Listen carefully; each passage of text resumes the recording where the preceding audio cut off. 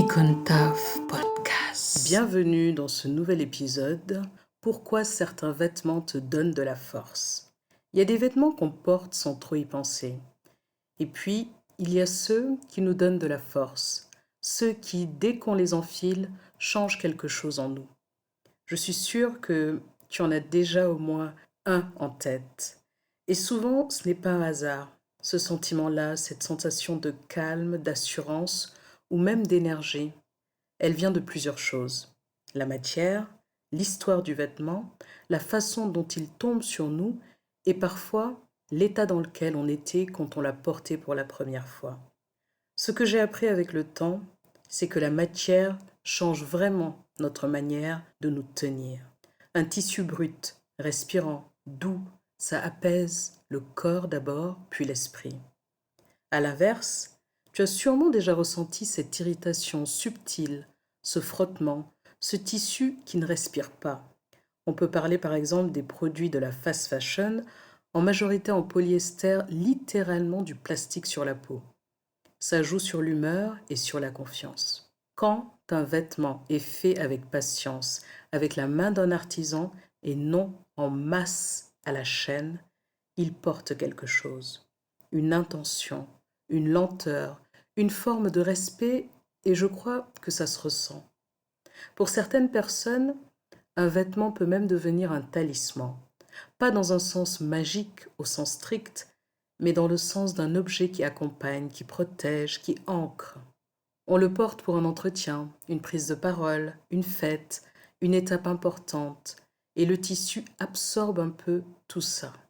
Notre courage, nos émotions, nos victoires, nos fragilités. Beaucoup de créateurs de mode l'ont compris. Olivier Rousteing chez Balmain, par exemple, parle souvent de vêtements armure, pensés pour donner de la puissance aux femmes. Le créateur ivoirien Elie Kwame, lui, parle de tissus comme des porteurs d'énergie, faits pour sublimer et protéger. Il y a aussi Loza Maleombo, qui mélange tradition africaine et silhouette futuriste pour créer une esthétique presque spirituelle. Et Imana Issi, créateur camerounais, parle souvent du vêtement comme d'un vecteur d'élévation, quelque chose qui redonne stature et présence. Tous à leur manière utilisent la mode pour transmettre de la force. Et puis il y a mon histoire à moi, à l'instar de tous ces créateurs inspirants, je t'invite à rejoindre l'aventure Icontaf qui a commencé via ces podcasts que je te partage et où je te raconte comment je crée et la symbolique d'un vêtement qui a du sens. On va continuer à explorer ces valeurs éco-responsables, engagées et positives durant mon séjour en Afrique et tu pourras contribuer à faire naître une nouvelle façon de penser la mode. Une mode que je veux plus incluante, plus respectueuse de l'environnement, de tous les corps, qui redonne sa place au traditionnel, aux matières brutes et protectrices, et qui, inéluctablement, célèbre tous les corps, hommes, femmes, enfants, car chaque corps est unique et iconique. Pour la petite histoire, quand je suis arrivée en France, je me suis retrouvée face à quelque chose que je n'avais jamais vraiment vécu.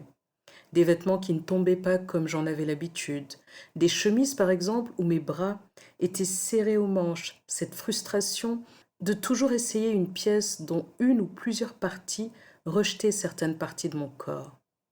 Plus rien ne m'allait comme les vêtements cousus sur mesure que j'avais au précédent, en Afrique. Je cherchais en friperie, en boutique, mais rien ne m'enveloppait comme les pièces que je faisais faire enfant, choisissant moi-même mes tissus avec soin, imaginant mes coupes et ajustant tout cela à mon corps. C'est là que j'ai compris quelque chose. Ce n'est pas mon corps qui posait problème, c'est les vêtements qui n'étaient pas pensés pour lui. Et peut-être que tu as déjà ressenti ça toi aussi. Dis-le-moi en commentaire, on peut en discuter ensemble. Il y a des moments de vie où on n'est pas bien dans notre corps, ça arrive. Le poids change, la relation à soi change, l'humeur aussi. Et dans ces moments-là, s'habiller peut devenir une épreuve, alors que ça pourrait devenir un moment de douceur, pas pour se transformer, pas pour se corriger, mais pour se réconcilier. Le vêtement peut être un soutien, il peut t'aider à réhabiter ton corps à ton rythme. Et parfois, la solution passe simplement par un ajustement, une coupe pensée pour toi, un vêtement qui suit tes lignes et non l'inverse.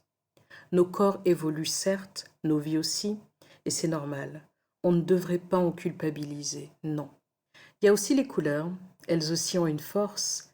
Elles influencent notre posture, notre regard, même la manière dont les autres nous perçoivent et dont on se perçoit nous-mêmes. Certains apaisent, certains réveillent, certains redonnent de l'éclat même les jours où on en manque, et d'autres, quand ça va pas, on essaie de se convaincre qu'elles nous cachent et qu'elles nous invisibilisent.